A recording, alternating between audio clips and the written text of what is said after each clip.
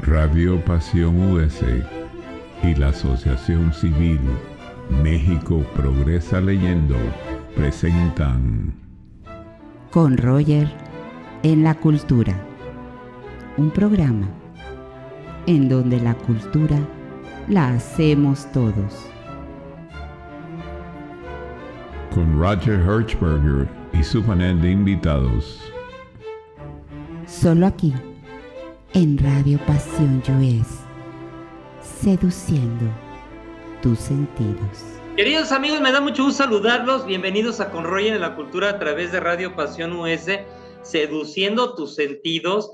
Y vaya que si los queremos seducir. A ver, este programa es completamente para todos, con todo nuestro corazón. Ya le hablaron a la abuelita, al abuelito, a los hijos, a las hijas, al tío, al compadre. A ver, háblenle a todos y háganlo gozoso, escúchenlo. Miren, les voy a decir una cosa, lo hacemos con tanto cariño y con tanto amor, que muchas personas me dicen, oye, Roger, ¿por qué te tardas 3 o 4 o 5 minutos, como dicen, que no estoy muy de acuerdo con el término, tirando rollo? Bueno, ¿sabes qué? Lo hago para que en lo que voy empezando, ya tráiganse las galletas, el café, el té, y no empiece yo con mi gran invitada del día de hoy, sin que estén todos conectados, porque les tengo un programa extraordinario. Tuvimos hace unos cuantos días el programa con mi escritora juvenil Karina Alejandra Pimentel López, una chica de 11 años que escribió un libro maravilloso que está en Tuxtla Gutiérrez, El Misterio de Sofía. Un saludo y un abrazo a mi querida gran escritora. El día de hoy que estamos grabando este programa, 30 de abril, quiero decirles que mi gran escritora cumple 12 años de edad, ¿eh? Así es que, Cari, te mandamos un saludo, una felicitación, te quiero mucho, sigue adelante con tu escritora. Y además quiero decirles algo, ahora que estuve con Cari, me di cuenta que ella no escribe en dispositivos electrónicos, ¿eh? Lo hace con lápiz y en bloc. De veras, ¿eh? En serio, así. Queridos amigos, este programa también se transmite a través de Radio Pasión US, Seduciendo tus Sentidos, pero también haciendo una sinergia con nuestra Asociación Civil México Progresa Leyendo.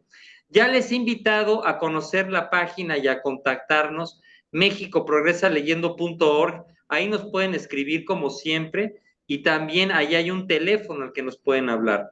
Muchas felicidades y muchas gracias al Estado de Chiapas que me recibió en días pasados, que me entregaron un reconocimiento también alusivo al Premio Nacional de Cultura 2026, que me honro en aceptar. Gracias a todos, a la familia Pimentel, no voy a decir nombres, pero gracias a todos en Chiapas que fueron extraordinarios conmigo, me recibieron con gran amor, con gran cariño, con muchos aplausos. Y ahora sí que va ahí un gran abrazo desde tierras tamaulipecas a tierras chapanecas, pero atravesando por toda la República Mexicana, sin dejar de mencionar nuestra hermosa y nuestra bella Ciudad de México, que es la ciudad de los palacios. Visiten la Ciudad de México, museos, bibliotecas, casas de arte, bueno, tantas cosas hermosas que hay en la Ciudad de México que puede ser un viaje recreativo y cultural en todos los sentidos. Cuna la Ciudad de México de personas grandes e importantes y muy doctas en la cultura y en la educación, como mi gran amiga, fíjense nada más que la tengo aquí, la gran escritora Mónica Hernández, que además ella es nacida en la Ciudad de México. Qué orgullo, ¿eh? Qué orgullo que Mónica Hernández, junto con algunos otros escritores, artistas, muralistas, oigan, formen parte de ese orgullo de exportación que traspasan fronteras con sus letras y con sus libros. Fíjense, Mónica Hernández es columnista y narradora, licenciada en Administración por el ITAM y maestra en Comercio Internacional por ESADE, Barcelona, España. Lectora empedernida desde que aprendió a unir letra con letra.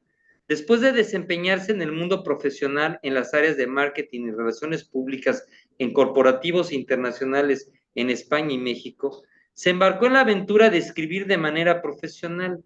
Las perlas malditas del almirante, publicada bajo el sello MR de Editorial Planeta, su primera novela de corte histórico, seguida de La Cofradía de las Viudas con los mismos sellos y editorial, galardonada con una mención honorífica de los ILBA, International Latino Book Awards 2023. Se encuentra promocionando su tercera novela, La Asesina de Juárez, también bajo el sello MR de Planeta, una novela acerca de dos leyendas mexicanas que abundan en el país, curiosa y obstinada para entender y descubrir su entorno. Se remite a la historia para buscar referencias que expliquen lo que ocurre en la actualidad a su alrededor. Actualmente se encuentra preparando su siguiente novela y rescatando historias para seguir contando, al tiempo que sigue disfrutando de talleres y laboratorios de narrativa de los que ha sido alumna. Y quiero decirles una cosa, para tener una escritora tan vasta y tan completa como Mónica Hernández, no podemos concebir lo que ha hecho sin un área importantísima que es la investigación, la documentación. No sé cuántas horas le ha dedicado a eso, pero créanme que es de admirar los recursos que busca en todas partes para que estas publicaciones tengan la mejor calidad y la mejor calidez, respetando a lo que a ella le encanta, que es sus lectores. ¿Saben cómo los cuida? Entregando trabajos de calidad. Querida Mónica, querida maestra, qué gusto me da saludarte. Bienvenida con Roger en la Cultura. ¿Cómo estás? Hola Roger, pues encantada de estar contigo, con tu audiencia. Muchísimas gracias por la invitación. Muchísimas gracias por esta continua también invitación, porque es invitación también, a lo que dices de la cultura. Mira, acabo de estar el fin de semana en un museo, el de arte moderno. Hay dos colecciones, la de Hellman, ahora es Hellman Santander, que todo un debate de que se va a sacar de México y no debería, pero se va a sacar, y una de Remedios Varo, que está espectacular. Yo es como la cuarta o quinta que voy, es mi pintora favorita. Me encanta. Y fui también a una exposición que es muy pequeña, pero está muy bonita y muy bien montada. Por supuesto, todo tiene detractores, de Leonora Carrington, Los laberintos, que están montando muchas exhibiciones, porque México va a recibir ahora muchos turistas para el Mundial. Entonces, la verdad es que la oferta cultural en México es muy amplia y la gente, tú pensarías que no va nadie. Yo quise ir el domingo a la de Remedios Varo, ya había ido a la de Hellman y no pude entrar porque la fila llegaba toda la entrada del museo, toda la parte de la entrada, toda la calle y llegaba Mariano Escobedo, ¿no? O sea, había una fila de 1000 personas, imposible entrar. Entonces fui otro día y digo, la de Laberintos de Leonora Carrington, pues hay que comprar boletos, ¿no? Entonces, pues tiene horarios y está limitada la cantidad de gente que puede entrar. Pero, o sea, es que la oferta es impresionante. Entonces, y es increíble que sí hay mucha gente, pero cuando piensas, dije, ok, estamos 1000 personas en la fila. Aquí vivimos 20 millones de cabezones, entonces como que me faltan muchos millones de personas visitando Y luego, por ejemplo, cuando cuentan cuántas personas van, le digo, es que yo voy más de una vez, o sea, a mí me cuentan doble. Pero hay cosas que me gusta disfrutarlas en familia el fin de semana, que siempre hago planes con museos y pues eso, ¿no? Con museos, no sé, lo que haya, o sea, aunque sea el kiosco morisco, que también hay que conocerlo, o hay museos que ni siquiera cobran, ¿no? Como el de Tovar y de Teresa, que yo creo que mi hija me odia porque siempre, ¿qué vamos a hacer el domingo? Yo, vamos a ir a tal museo. Por, porque aquí hay muchos que ver, hay muchas exposiciones, y es la manera de tener una mirada de algo, ¿no? De todo lo que ocurre alrededor y pues un poco tratar de entender lo que está ocurriendo, porque tú ves guerra aquí, guerra allá, atentados aquí, atentados allá, pleito por acá, el precio del petróleo no sé dónde, amenazas de unos, amenazas de otros. Y la verdad, la cultura pues, no es gratis porque los museos cuestan, porque alguien los tiene que mantener. De hecho, te voy a contar lo que me pasó en el Museo de Arte Moderno el martes. Abren a las 10:30. Se me hizo tarde, llegué 11:30 y estaban abriendo porque no tenían guardias. Es un tema de la cultura que le han quitado tanto presupuesto que no podían abrir porque no tenían vigilantes. Ay, qué Entonces mandaron tristeza. traer, mandaron traer uno. Yo estuve charlando con el vigilante, me dijo, no, pues a mí me acaban de traer de Bellas Artes, a mí y a 4 compañeros, porque está una sala en remodelación y como no íbamos a hacer nada, pues nos subieron un Uber, nos trajeron aquí a cuidar este museo. No conocía el museo, no conocía la obra, nunca había oído hablar de la pintora. Casi me infarto, pero pues es la realidad, ¿no? Pero aún así, yo llegué, ya estaba abierto, me pude pasear ahí 2 horas, me pude quedar, pues, mirando, que es lo que va uno a un museo a hacer, ¿no? A mirar, No, a escuchar, a... a divagar. Pues lo que pasa es que es interesante que yo los mismos cuadros que los puedo ver, a lo mejor los veo mejor en un libro, pero les ves el detalle, ¿no?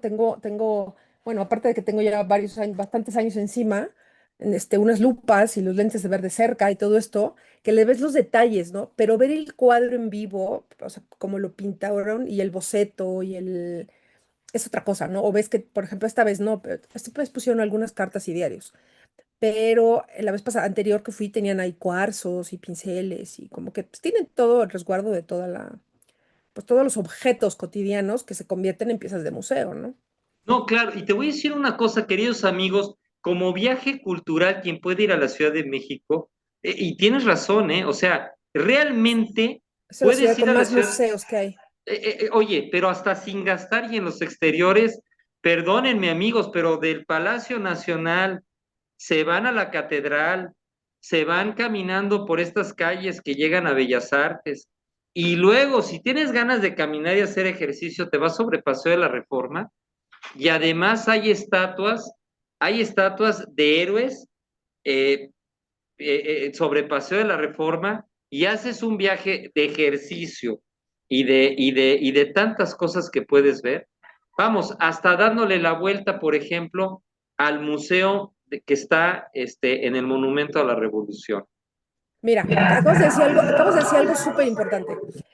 Caminando por las calles de la Ciudad de México, ahí me preguntaron, ¿de dónde sacaste el virreinato? ¿No? Por ejemplo, o ¿de dónde sacaste el Segundo Imperio? Que son dos de mis novelas. De las calles. O sea, tú, por ejemplo, vas a una zona en la Ciudad de México y encuentras restos arqueológicos de los aztecas.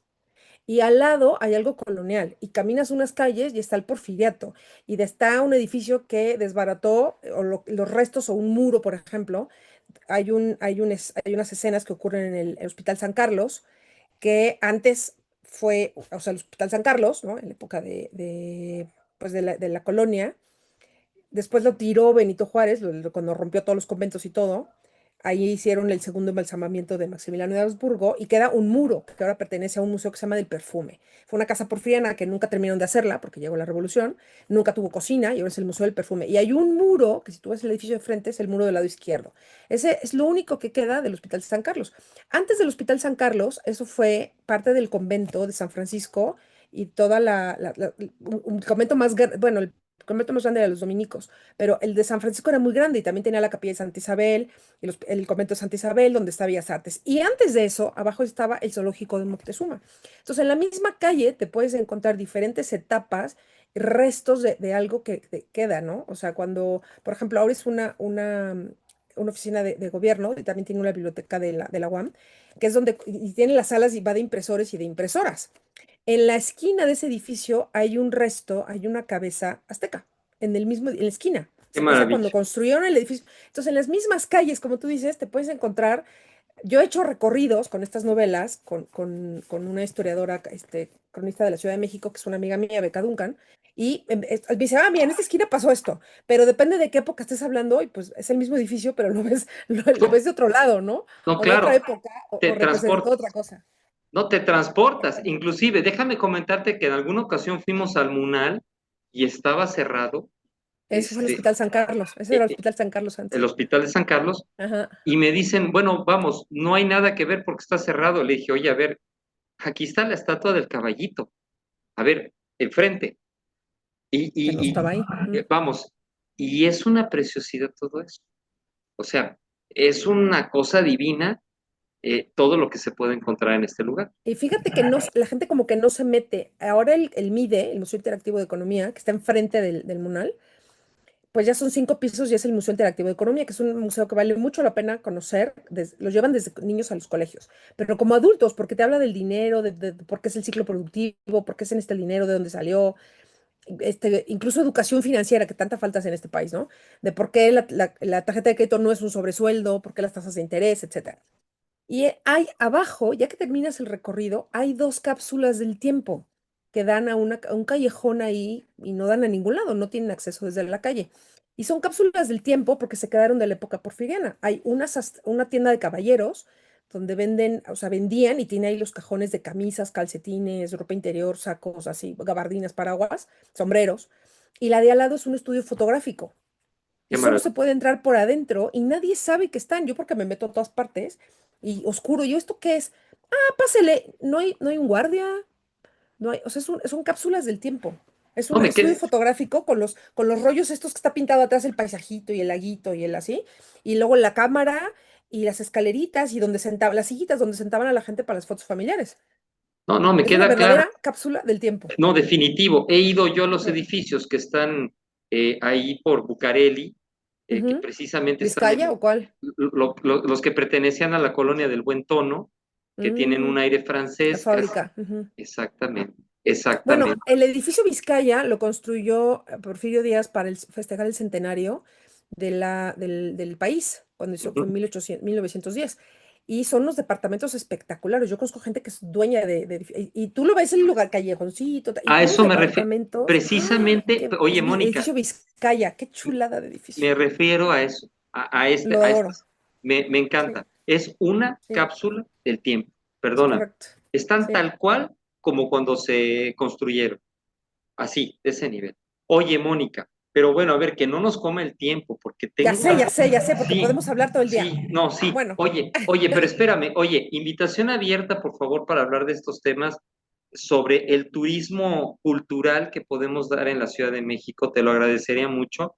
Vamos explayando esto, porque en muchas ocasiones vas a lugares en México, te hablan más del Museo del Louvre, te hablan más del Museo del Prado, del Reina Sofía o de Atocha, que el Rufino no, hombre, hay, Tamayo. hay otro montón de cosas. Mira, precisamente para esta novela de la Cofradía de las Viudas, yo estábamos en pandemia, entonces yo me recorrí los lugares en coche para ir contando cuántos pasos y luego encimé, ¿no? Pues esta calle en 1140 era una calle de agua, todavía esta zona del centro todavía no estaba pavimentada, ni siquiera con piedras, ya después el cemento, pero había calles de agua, o sea, la gente cruzaba, hubo una gran inundación a principios del siglo XVII que duró 4 años. Entonces, pues la gente salía y estaba inundada la ciudad, estuvo 4 años inundada, porque los españoles llegaron y taparon los canales. Y hasta que llegó Porfirio Díaz, hicieron las tuberías, que son lo que le llaman los caños, ¿no? Lo que se llamaba el caño, que son las tuberías, que son muy visibles, por ejemplo, en Guanajuato, que es un paseo turístico, pero existen en todas las ciudades, pues, coloniales, estas tuberías, ¿no? Que de hecho esta es también muy importante en esta otra novela, la de la asesina de Juárez, porque en Querétaro existe toda esa tubería y están debajo de las casas, o sea, sí hay planos de todo esto. Entonces, yo he hecho recorridos con esta, porque, por ejemplo, el Museo de la Inquisición, que ahora es el Museo de Medicina, la esquina Chata, ¿no? Que estaba frente a Santo Domingo. Y pues tiene varias entradas y te permiten, según el día, porque ahora pertenece a la UNAM, hacen conciertos y tal, pero puedes ver la celda de Leona Vicario, que la casa, la que le dieron después está a un ladito. Puedes ver la celda de Morelos. Y no son las celdas que te imaginas así oscuras, calabozos, bajo tierra, que sí deberían de haber existido, porque si hay pasadizos entre eso y enfrente, que le llaman la casa de los Picasso, que están allá abajo, cruzas a otras casas que están en otra calle enfrente, es por donde entraban y sacaban cuando tenían sobrepoblación, ¿no? En las cárceles de la Inquisición, que la Inquisición juega un papel importante en este libro de la Cofradía de las Viudas, porque tú te has de saber, la gente que nos escucha debe saber, que hubo una cosa llamada el índice, que estuvo operativo desde siempre hasta 1962. O sea, existía un índice de libros que la iglesia permitía o no permitía que se imprimieran, o peor, que se leyeran. O Ok, sea, es el tema ah, de los censores, ¿no? oye, permíteme. A ver, a lo mejor hay gente que se acaba de conectar, querida Mónica. Déjame anunciar un poco con quién estoy. Va. Queridos amigos, a ver, hay quien se conectó y dice, ¿con quién está hablando Roger? Roger está hablando con la gran escritora Mónica Hernández, este, eh, columnista y narradora, licenciada en Administración por el ITAM, maestra en Comercio Internacional, Es decir, ¿sabes qué, Mónica? Luego hay quien se conecta un poquito después y generalmente unos minutitos después de la presentación lo vuelvo a repetir. Queridos amigos, y ahorita estamos hablando precisamente del libro. Ella tiene 3 libros. Bueno, estamos hablando de la Cofradía de las Viudas. De eso estamos hablando. Por favor, Mónica, continúa si eres tan amable. A ver, la Cofradía de las Viudas, te voy a contar de dónde salió. Hace pues unos años yo me encontré un tweet, porque es un tweet, en esa época no se llamaba Twitter, no se llamaba X, y yo lo consultaba, hoy en día la verdad es que lo tengo inactivo. Y porque es que se ha convertido en una verdadera inquisición, Twitter. O sea, ya son cadenas de o ¿Ok? conmigo contra mí de todas las posturas, ¿no? Entonces, en eso me apareció un tuit que decía, que hablaba de una mujer llamada Paula de Benavides, impresora novohispana. Y yo creo que mucha gente lo vio, pero a mí yo dije, ¿cómo que una mujer imprimía no, en Nueva España? O sea, ¿cómo?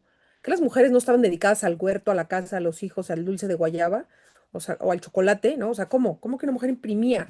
Entonces busqué información de ella y hay dos personas en este país que han escrito documentos serios, o sea, documentados, como se puede decir, que son de universidades.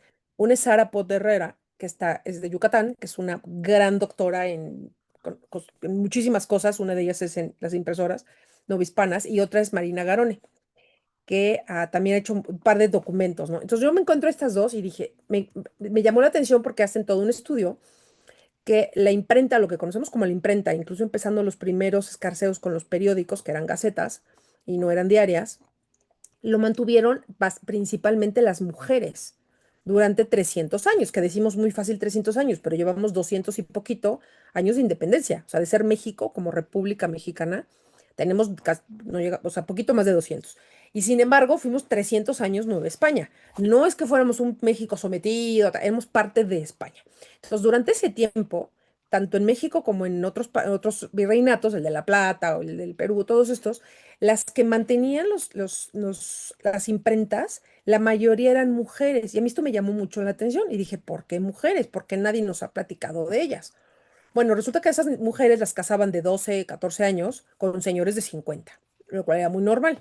Claro que con 30 años tenían ellas, con 6 hijos o así, pues los maridos morían porque la gente moría joven. Entonces yo me empiezo a encontrar que las que imprimen, porque estos libros, que se llama colofón, o sea, tiene una página con el permiso y el sello de la Inquisición y del gobierno local y bueno, ya sabes, todos los permisos virreinales y demás, decía impreso por tal, viuda de, viuda de, viuda de, viuda de. Me encuentro que hay muchísimas viudas y dije, aquí hay una novela, ¿no? Entonces, pues hice una licuadora con estas historias de estas mujeres de este gremio de impresoras, que lo que tenía yo eran sus nombres. O sea, lo que yo encontré fueron sus nombres y lo que imprimieron. Que imprimían rosarios, cartillas, arcos triunfales, novenarios, ¿no? Lo que fuera. Por ejemplo, la principal, imprimió incluso a Sor Juana. O sea, en su época llegó a imprimir incluso a Sor Juana y al obispo, y a Palafox, ¿no? Que fue virrey. Entonces, pues dije, ¿cómo que hay mujeres imprimiendo? ¿Por qué hay mujeres imprimiendo, no? Y solo tenía los nombres. Entonces me puse a investigar y lo demás, pues a recrear el virreinato bajo un esquema que parecería muy antiguo, que es el siglo XVII, donde lo que diga el marido, el padre y el cura es lo que manda, ¿no? Y entonces, ¿cómo es que las mujeres podían imprimir? Entonces, aquí es donde viene, pues, esta ficción, donde entra la ficción, y como tú dices, la parte de la investigación, para conjugar pues una gran mentira que salió una novela llamada La Cofradía de las Viudas. Porque has de saber que Cofradía de Impresores en México no existió, existió en Sevilla, pero en América no existió. No se permitió porque la tenía que autorizar la iglesia y la tenía que autorizar el cabildo y todo esto. Entonces no existió. Y de mujeres menos, las mujeres tenían prohibido reunirse. Era absolutamente prohibido que se reunieran. Ahora, estas mujeres, en esto que parecería subyugadas, pues bueno, imprimían, pero eso significa que leían y corregían en latín, no nada más en castellano Ok. porque no se llamaba español, se llamaba castellano. Entonces, estas mujeres, pues no eran como nos las pintan a las mujeres de la Nueva España, ¿no? Que estaban encerradas en sus casas rezando el rosario. Entonces, de aquí sale esta recreación y además, pues, la sombra, ¿no? Que permea por toda la historia, que es la de la Inquisición, que Oye, realmente es fascinante conocer la historia de la Inquisición en México, no, no, me porque queda no, claro. no era el quemadero que uno se imagina. O sea, sí, No, sí hubo quemas, sí. San Diego existió, sí. A toda la familia Carvajal la quemaron el mismo día y eran un montón, sí. Pero el día a día eran multas administrativas. me queda claro que en la época, digo, no soy muy experto en esto, tengo que saber, ahora sí, Mónica, yo tengo que saber un poco de todos. Aquí me llegan poetas, filósofos, tengo que saber un poquito de todo.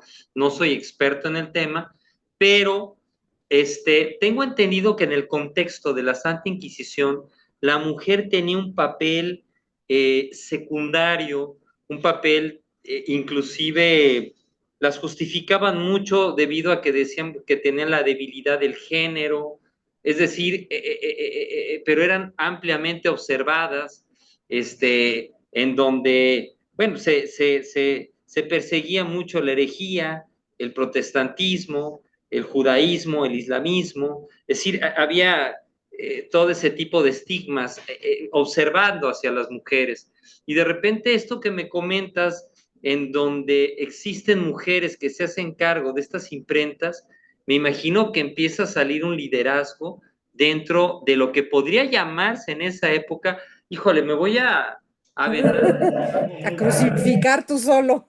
sí, o sea, quiero pensar que el hacerte eh, cargo de una librería, de una imprenta, formaba parte de un poder que había que regular.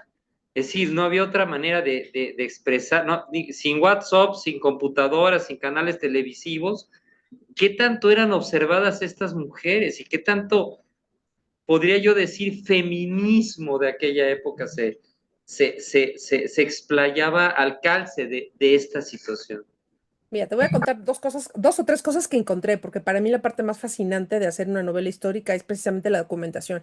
Me Y hay queda claro. y hay muchas sorpresas. Como en todo, hay los rumores. Entonces, mira, lo que más perseguía la Inquisición, por lo menos en Nueva España, ahora en México, era la blasfemia. Sorpréndete. ¿Tú te Ajá. has fijado que en España la gente dice, me cago en no sé qué, me cago? No, en México no. En México el tema de corregir la blasfemia, y lo que te ponían eran multas en realidad. Entonces, el tema tú dices que en España cuando insultan dicen la hostia, ¿no? En México no, ni en ningún país de América Latina. O sea, aquí los curas dijeron, a ver, les vamos a quitar la blasfemia a los nativos y a los que lleguen de fuera, aquí van a aprender a hablar bien.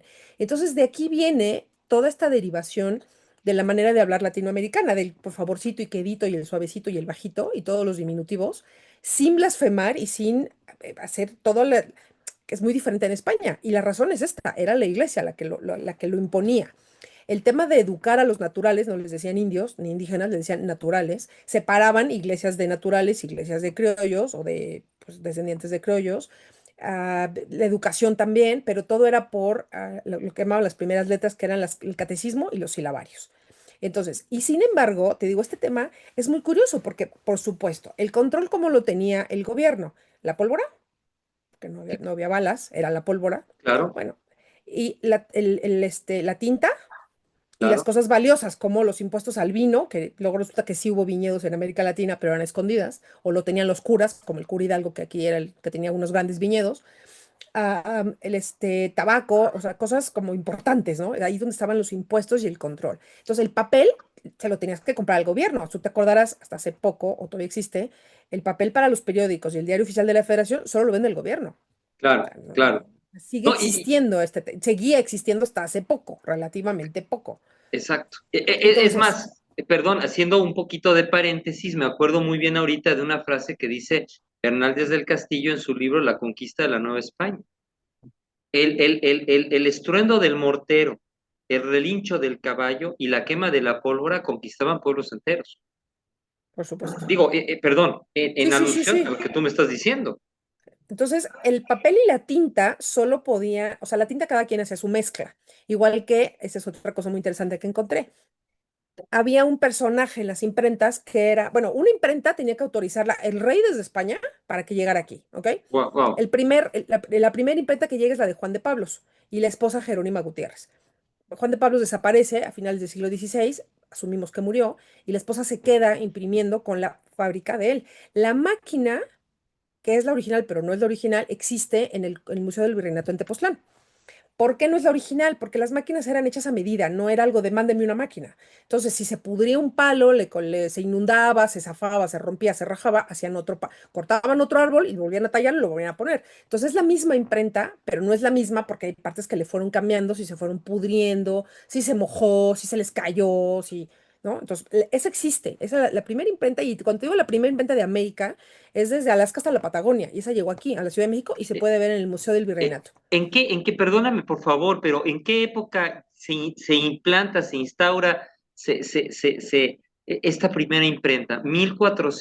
No, 1490, 1500, 1500. no, 1500, espérame, por aquí tengo el sello, porque es de saber que yo hice una presentación. Digo, porque las primeras haciendas en México datan de la época de 1520, Sí, mil no, pero quinientos la treinta. imprenta es después. La imprenta, mira, aquí tengo el sello, te voy a enseñar. Es que hizo la presentación de este libro en la Casa de México en España, ahí en Madrid.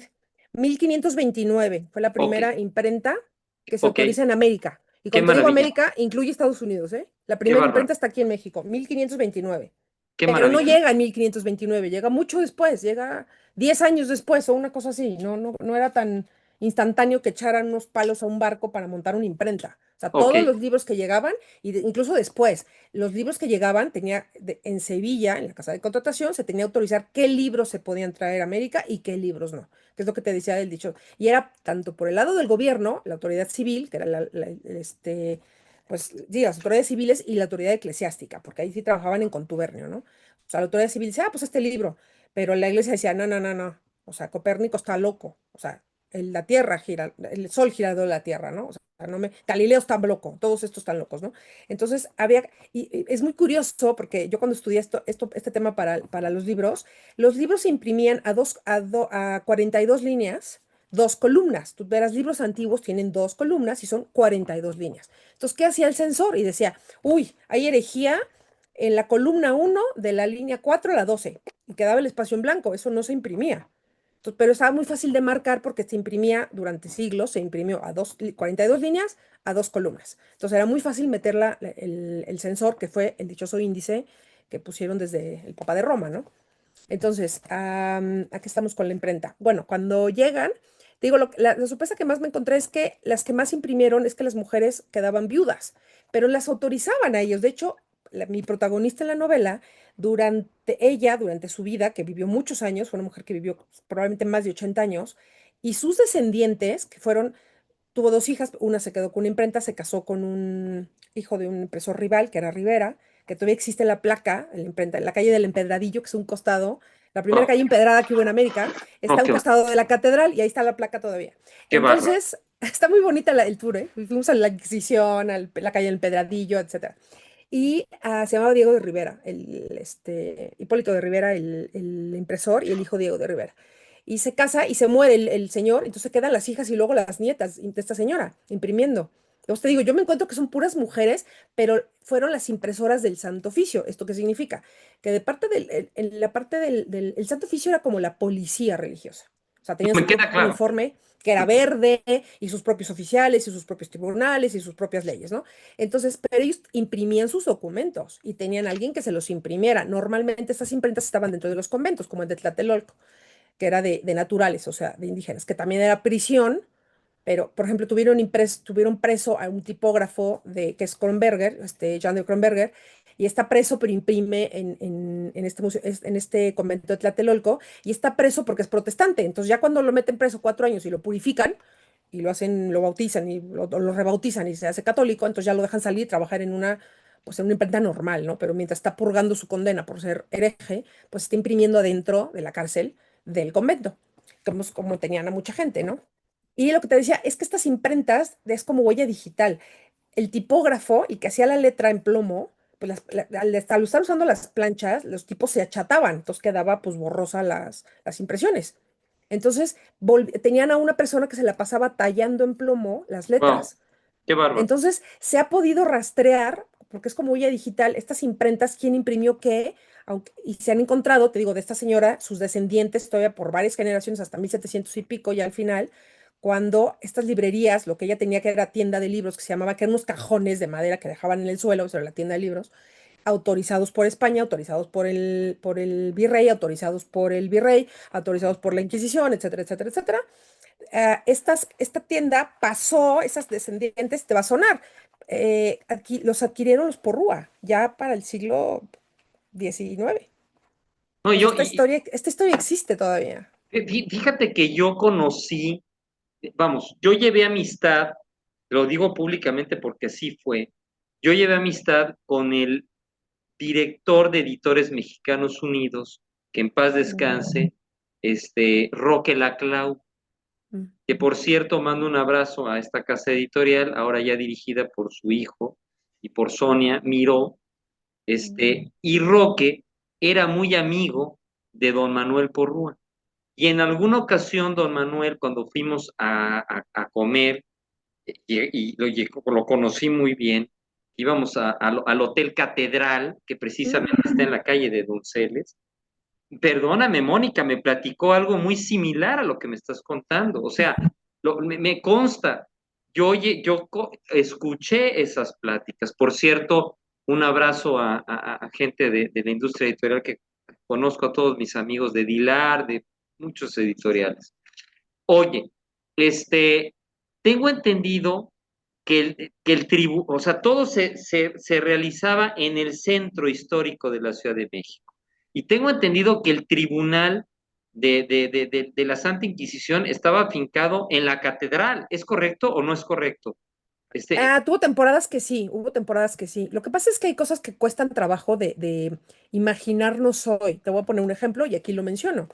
Cuando Juan de Palafox y Mendoza fue virrey porque que aquí está, o sea, obviamente en la novela meto la parte ficción con la parte que sí sucedió. Hubo un virrey que era, pues, pariente de los Braganza de Portugal. Y entonces la novela ocurre y tiene mucho que ver cuando las revueltas en España de Cataluña y de Portugal, Portugal se independiza. Cataluña se sigue quejando, pero no se ha independizado, ¿no? Y te digo, yo los quiero mucho. Yo viví en Barcelona varios años y los quiero mucho, pero festejan el día que los derrotaron, ¿no? Que es el 11 de septiembre y es una fiesta nacional catalana. Bueno, en estas revueltas se tenía el temor, porque es verdad que este virrey había guardado la pólvora am, en San Juan de Ulúa, ahí en Veracruz.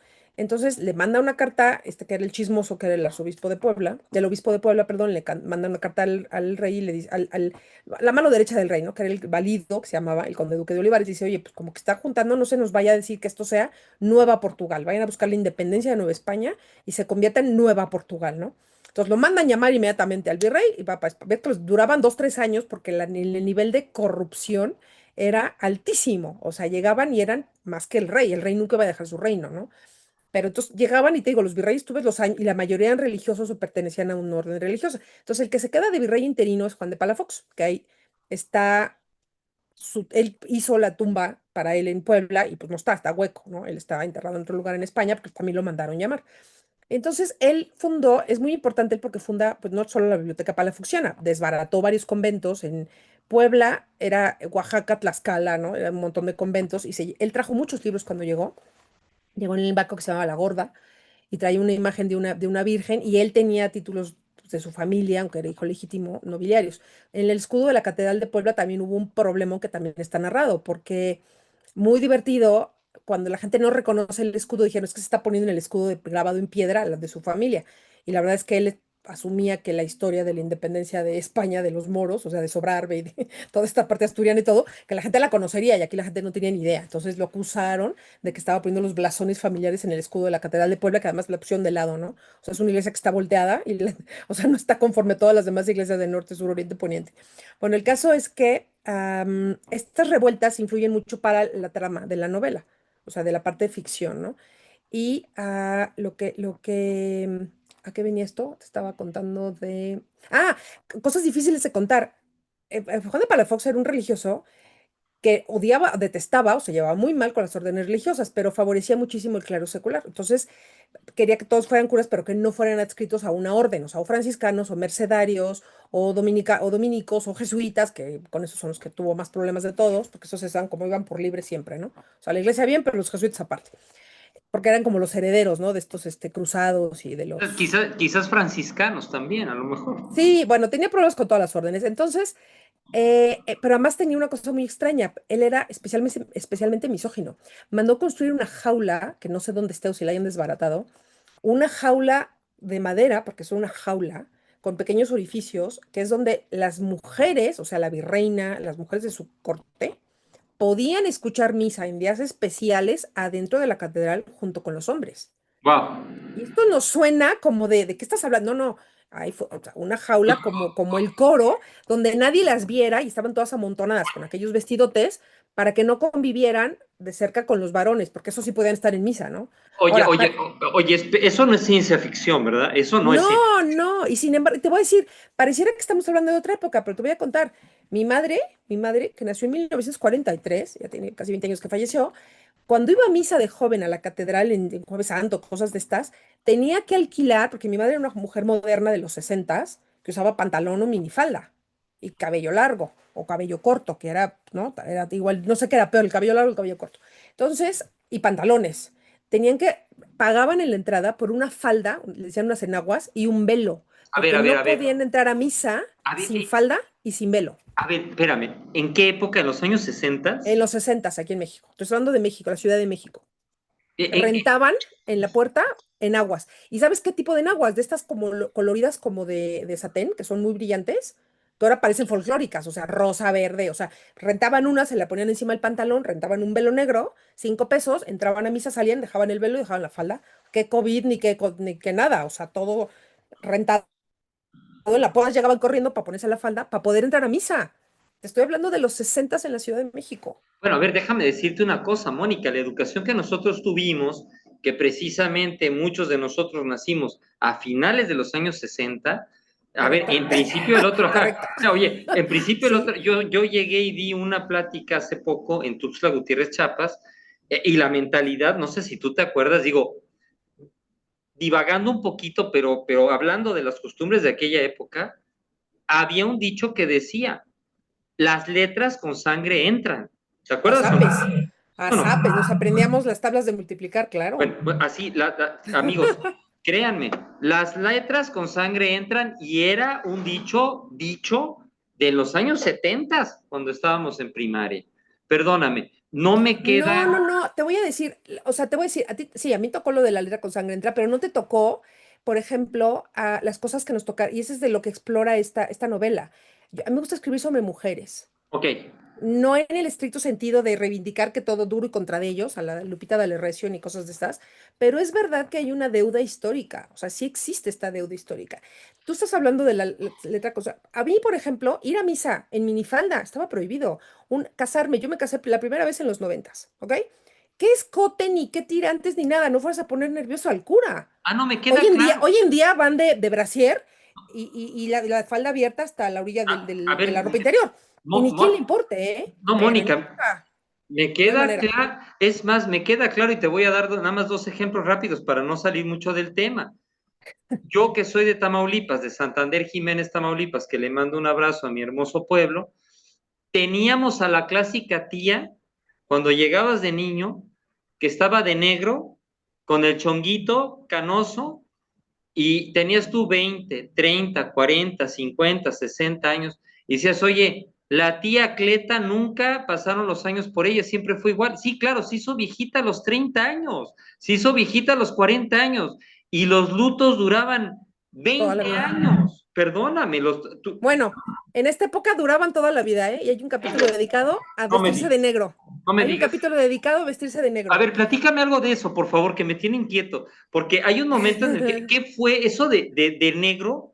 Lo Sí, leí así como que en la sí. síntesis y lo relaciono yo con ese luto eterno de que se moría la mamá, se moría el papá, se moría el hermano mayor y una de las personas que estaba ahí era de negro, cuidando a todos, sobajada, perdóname, perdóname, Mónica, siendo expresivo, siendo la doméstica de toda la familia, llorando desgracias, perdóname, que se Ujú. me hacía muy Y inhumano. rezando el rosario. Fíjate Sí. que sí, este tema, te voy a decir, parece, lo que te decía al principio, parece muy lejano, 1640, que es cuando ocurre la novela, pero es muy cercano en muchas cosas. O sea, hay costumbres que no han cambiado. Las mujeres de esta época nacían niñas, nacían mujeres. Y entonces dependían del padre. A ver, yo te voy a decir, Yo, por ejemplo, y te estoy hablando de siglo XX, ¿eh? Casi XXI. Sí, somos contemporáneos, o sea, Ok, la década de los 70s, de los 80s, ok. de los 90. Mi papá estaba en un club, ¿ok? Entonces íbamos a jugar tenis en un club de tenis. Ok, Yo podía seguir siendo, mientras no me casara, mi papá me podía seguir pagando mi membresía y yo pude ir al club hasta los 20 y pico de años. Si yo hubiera tenido un hermano, a los 21 él tenía que haber sacado su membresía y ya no podía entrar con la familiar. Y te estoy hablando de 1980 y algo, y 90 y más años. Bueno, en 1640 las mujeres dependían del padre. A los 14, 12, 13 las casaban con un señor grande que tenía un negocio. Y entonces, ¿qué pasaba? Pasaban a depender del marido. Estas viudas, cuando muere el marido, ¿de quién dependían? Pues del hijo mayor. Si el hijo mayor, como en el caso de mi protagonista, Pablo de Benavides, era menor de edad, la mujer tenía de dos sopas, buscar un hermano que no tenía o un pariente. Y si no había nadie de la familia, la mayoría de estas mujeres dependían del confesor. ¿Y qué hacía el confesor? Señora, denos todo su dinero, denos todos sus bienes, la vamos a encerrar en un convento y le no, vamos a decir misas a perpetuidad. Y de estas vas a encontrar toneladas de obituarios, miles de obituarios durante 300 años no o es por... 400 años. Qué increíble, Mónica. Bueno, entonces, ¿qué pasa con estas viudas? Estas viudas, como tienen un comercio, un negocio, este grupo de impresoras, dicen, bueno, me puedo quedar a cargo con la supervisión del confesor, porque pues algún hombre tenía que hacerse responsable de estas pobres almas, porque pobres mujeres no van a pensar por sí mismas. Entonces, ¿qué pasa? Que escogen quedarse de negro, escogen no volverse a casar, porque otra opción era volverse a casar. ¿Y qué sucede? Que ser viuda era una vía de escape. Si no quieres ser monja, ser viuda era una opción y de ahí está el fondo de mi novela. Llega un momento en que estas viudas son viudas optativas, yo quiero lo que tiene la de enfrente, porque ser viuda era una vía de escape, era sinónimo de independencia. ¿Qué precios tenía? Uno de ellos era vestir de negro de por vida. Entonces podías combinar el negro con el más negro y el negro de lana con el negro de algodón, con el negro de la temporada del año. O sea, a ver, ser viuda te daba poder. Sí, Perdón. A ver, sí. ahorita me acordé de la novela de Benito Pérez Galdós, Doña Perfecta, en Ajá. donde Doña Perfecta era viuda, tenía una hija y era la que dirigía, partía el queso ideológico y religioso en el pueblo. Ya, me queda claro. Sí, perdón. Yo lo... Ahí estamos, ahí estamos. Y estas están documentadas, estas existieron, estas imprimieron, estas manejaron su vida. Lo que me parece fascinante, porque digo, bueno, esta historia nadie nos la ha contado. O sea, o por supuesto que es ficción y me regañaron estas académicas, doctoras que las quiero mucho. ¿Cómo? Una me agarró de verdad así, me agarró, me dice, ¿cómo me haces convivir a esta con esta si ya se había muerto 20 años antes de que la otra naciera? Le dije, es ficción y yo necesitaba darle un hilo de continuidad a estas viudas, ¿no? O de por qué se juntaban en cofradía. ¿Cómo organicé mi cofradía? Pues como se organizan las mujeres a la fecha. Tú has de saber que en México muchas mujeres no tienen CURP, aunque es obligatorio, muchas no lo tienen. Mi madre murió y nunca pudo. Fue 200 veces al registro y nunca pudo tener el CURP. ¿Por qué? No lo sé. ¿Y qué tampoco tienen las mujeres hoy en día? Cuentas de banco. ¿Por qué? Porque muchas mujeres pues trabajan en su casa o trabajan limpiando casas o ayudan a cuidar al abuelo, la abuela, la tía, el suegro, lo que sea. No tienen cuentas de banco, ¿ok? Entonces, ¿cómo funcionan las mujeres? Hasta la fecha, ¿eh? ¿Cómo? Pues te digo, parece que 1640 fue hace mucho. Pues no, hoy en día, ¿cuántas mujeres no tienen cuenta de banco? Miles, millones en este país. Y entonces, ¿qué pasa con las mujeres? Funcionan con tandas.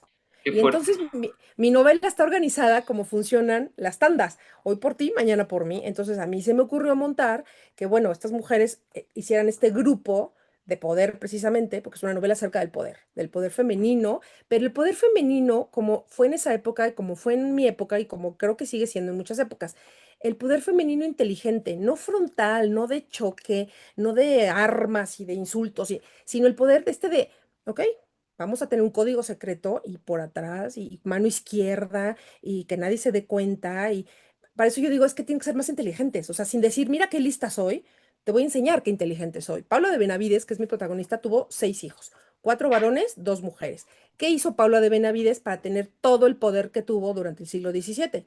Pues, ¿qué crees? Los 4 varones ordenados sacerdotes.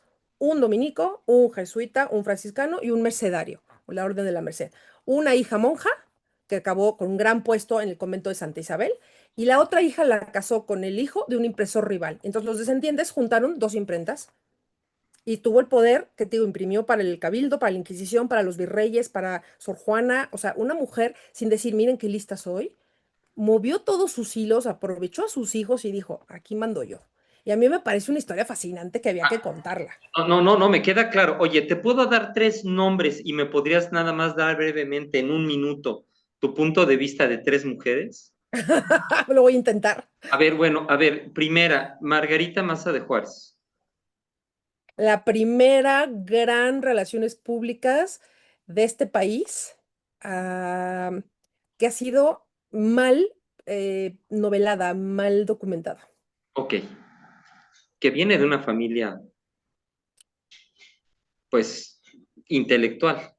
Bueno, pero ella era una hija bastarda que el padre se quiso deshacer de ella y la casó con el lindito, cuida ovejas, porque le estorbaba y además querían manipular a Benito Juárez, pero esa es otra historia. Eso de estar. Ok, Es segundo otra nombre. historia. Segundo nombre. Este, fíjate, voy a dar un salto cuántico. Evita Perón. ¿Cómo lo digo? No sé cómo se traduzca. Highly overrated, ¿cómo se dice? Altamente mitificada. O sea, su historia, la historia real de ella, la buena historia, no es la que se ha contado de ella. Con lo mismo que Margarita Massa, ¿eh? O sea, la historia que realmente vale la pena contar de ella no es la que han contado. O sea, han contado sus peinados, han contado sus pieles y sus joyas y su decolorado de pelo, su cáncer y su muerte, ¿no? Y hasta obra de teatro, pero la obra que ella hizo, o sea, creo que hasta lo han tomado un poco a burla el tema de los descamisados, o sea, la obra verdadera de ella no se ha dado a conocer, se ha dado a conocer más el glamour y el show que daba, ¿no? Y me voy a meter en una mujer que admiro, que se encerró en las letras, que ha sido mitificada, pero por otro lado tenemos una historia palpable de ella. Oye, Sor Juana Inés de la Cruz. Me parece de los grandes genios que ha dado la humanidad, no solo este país. Y este país no era México, o sea, no nos engañemos, o sea, nos la queremos apropiar y ella no era mexicana, ella nunca fue mexicana, ella fue novohispana, o sea, fue española. Y yo creo que es de las, porque también esa es otra, ¿no? O sea, la historia siempre la acomodamos como nos gusta y ella no fue mexicana, México no existía como nación, Bueno, ni como país, ni como me, proyecto, ¿no? me Pero es queda una de claro. las grandes intelectuales, creo que por más que se ha estudiado, creo que todavía tiene mucho hay mucho por saber de ella, ¿no? Y mucho para comprender. Yo te voy a dar otra que no sé si tengas en el radar, Sara Pérez de Madero. Ah, no, me queda claro, por supuesto. Sí, No sí, se sí, sabe sí, nada sí. de su No, obra, no, no no se se sabe sabe su nada, obra. vamos a ver, No. tienes a Remedios Varo, tienes a Leonora Carrington, tienes a muchas otras mexicanas que, perdóname, no desvirtúa ninguna de ellas, Es pero correcto. hay nombres, Bueno, Remedios Varo nunca se nacionalizó, ¿eh? Murió española, nunca se nacionalizó. Vivió creo que aquí, hay, residió aquí, pero nunca se nacionalizó. yo creo que hace falta, tu libro reivindica el nombre de esas mujeres, Sí. está volcado hacia un feminismo o está volcado No, hacia una parte media, en donde, está enfocado en lo que es la sororidad. Siempre dicen, a mí siempre me han dicho, y yo no sé si este discurso sea, ¿quién lo inventó? O sea, ¿quién dijo que el mejor enemigo de una mujer es otra mujer? O sea, y es algo que nos han dicho durante mucho tiempo y nos lo hemos creído. O sea, las mujeres, muchas mujeres nos lo hemos creído, que no hay nada peor que una mujer para despedazar a otra mujer. Pero fíjate que al revés, yo me he encontrado muchísima sororidad. Muchísima sororidad. Por ejemplo, tú ves las Adelitas en la época de la Revolución, se robaban a las niñas. O sea, llegaba la tropa. Llegaba la bola, ¿no? Y escondan a sus hijas. Ahora, escondan a las hijas, se las robaban. ¿Y para qué se las robaban? Porque si Adelita se fuera con otro. ¿Tú has escuchado la letra de esa canción? Es machista, pero ¿qué le pasa a Adelita si se fue con otro? ¿Y para sí, qué sí, querían a Adelita? Para calentar las tortillas, para calentarles el petate, para parir hijos. ¿Y qué crees que hacían las mujeres entre ellas? Ser sororas. Entre todas cuidaban la tropa, alimentaban a la tropa, cuidaban a todos los hijos me que queda, no les quedaba más remedio, lavaban entre todas, se cuidaban entre todas. O sea, esta sororidad es lo que está narrado en mi novela. No tanto por supuesto que hay envidias, porque la envidia es humana. Por supuesto que hay ambiciones, por supuesto que hay lujuria, y por supuesto que hay gula, porque es, pues, o sea, es inherente al ser humano, ¿no? Y eso independientemente de sea hombre, mujer no ah, importa. O sea, las pasiones humanas son inherentes a los humanos, entonces existen. Y sin embargo, creo que puede haber, sí existe la sororidad femenina, y a mí me consta que existe la sororidad. Entonces, ¿es un feminismo? Sí, mis historias son feministas, sí, mis historias son de reivindicar mujeres, sí, pero yo no creo en esto porque te voy a decir, el machismo existe también por culpa de las mujeres. Las mujeres somos muy, muy Ah, corresponsables del no, me machismo. queda claro, a ver, me queda claro. Dale de desayunar a tu hermano. Perdóname, Es que es perdón, manco, sí, tiene su yo, cama, ¿no? yo Porque lo es he manco mi visto. hermano, ¿no? Yo lo he visto, mijita, ten este dinero, vas al mercado, compras y haces el desayuno en lo que vengo. Perdóname. Y además, perdón, querido público, no se vayan a enojar conmigo, Ni conmigo. pero puedo ser un poquito categórico. El hijo es un idiota, pero siempre tiene la razón sobre la hermana, que a veces da otros puntos de vista. Ah, no, es el hombre de la casa porque ahorita no está tu papá.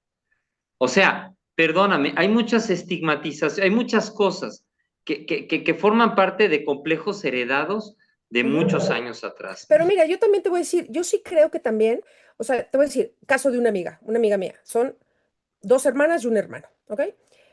La hermana grande de mi amiga, pues era la hermana perfecta. O sea, se casó, tenía novio, la llevaba, la traía, le pagaba, tenía coche, entonces pues ya nos deshacemos de ella, ¿no? La vamos a casar. El hermano, pues era el chico. Cuando llegó la época de las vacas flacas y las crisis, mi amiga tuvo que dejar de estudiar, porque, ¿sabes qué? Vamos a dejar que el hijo estudie porque es varón. Entonces, pues a él sí le dieron coche, a él sí le pagaron la escuela y mi amiga se quedó tirada. Fue sacando con becas y con muchos años terminó su carrera. Le ha ido muy bien. ¿Pero qué crees? Pues claro, es una mujer que trabaja, no se puede. Además, tuvo 3 hijos. Claro, como trabajaba, pues el marido dijo, pues ahí te ves, porque yo quiero en mi casa, pues que yo llegue y mi señora esté. Y dice, sí, pero pues lo que tú ganas no nos alcanza. Y entonces ella trabajando quedaron 3 hijos, pues se quedó sola. Luego, pues acabó en la casa de los papás. Entonces la hija Pato, pues, dice, yo no me puedo salir de la oficina a ir a tomar unas cervezas y unos alcoholes porque tengo que cuidar 3 chamacos en mi casa.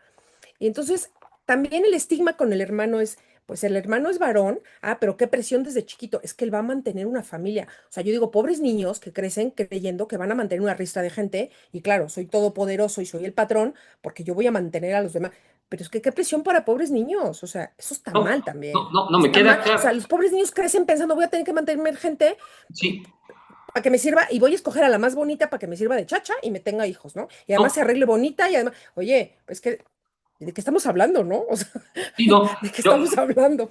no, yo me acuerdo que en una ocasión platicando con Rogelio Agra Sánchez, que escribió ese famoso libro del cine de oro de México, hace muchísimos años, estaba yo muy jovencito, me dice, créeme que la parte mercadológica del cine de oro mexicano, hacia un feminismo que no existía, fue María Félix.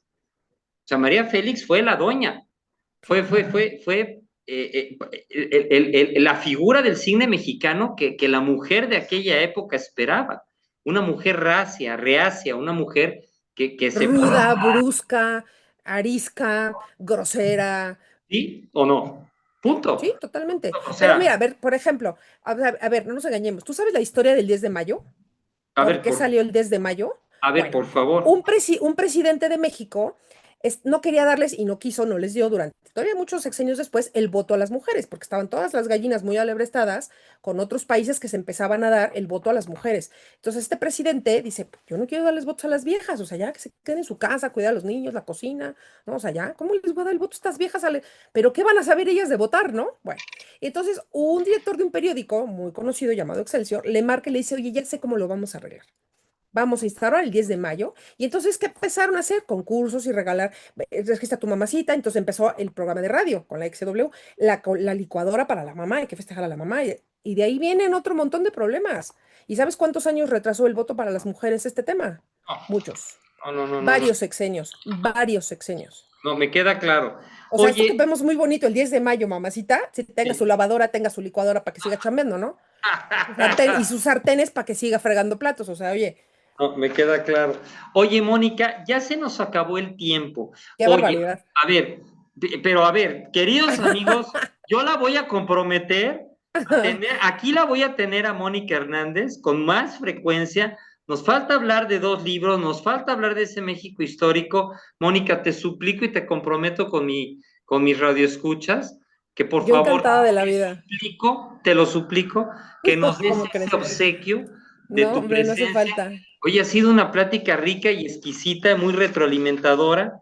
Oye, este libro tan hermoso, La Cofradía de las Viudas. Dinos, por favor, en dónde lo podemos adquirir, tus redes sociales, tus puntos de... ¿Qué nos puedes decir al respecto? Pues mira, estos libros son publicados por Editorial Planeta. Yo los llegué a encontrar en Barnes Noble en Nueva York, en McAllen, en San Antonio, no sé si todavía existan los ejemplares. En todo caso, en Amazon los venden. Están en electrónico, están en papel, están en Audible también. Entonces, es cosa de echarle ganas. Se pueden encontrar muy fácil. Están en todos los dispositivos y en todos los formatos. O sea, no, en electrónico tiene 3 o 4 formatos, entonces no hay que casarse con uno.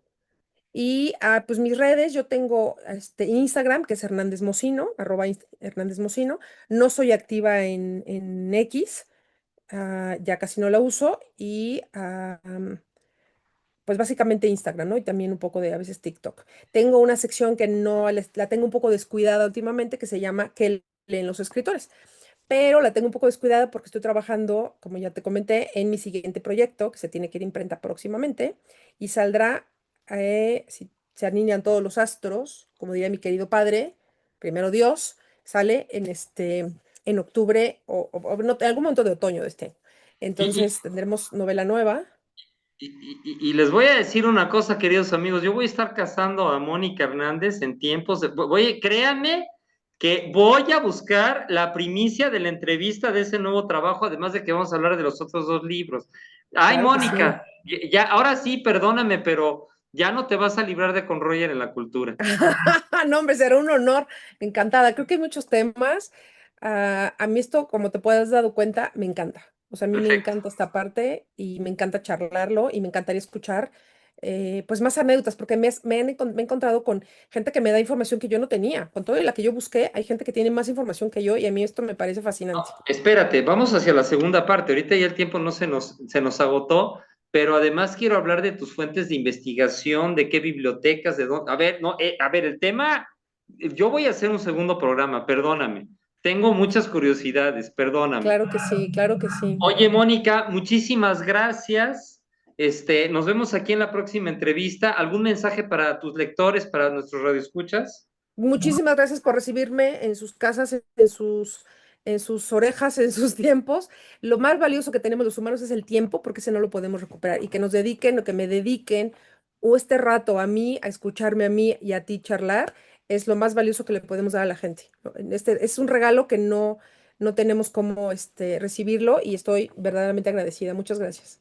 Gracias, gracias, gracias, Mónica. Queridos amigos, gracias. Nos despedimos con el microrrelato de todos los programas. Ese lo escribí yo, Mónica, estuvo premiado en Noruega. Un lector es un pastor de la verdad en la sociedad y un faro de luz en la neblina de la ignorancia. Gracias, Ah, maestra. Te apreciamos mucho. muchas gracias.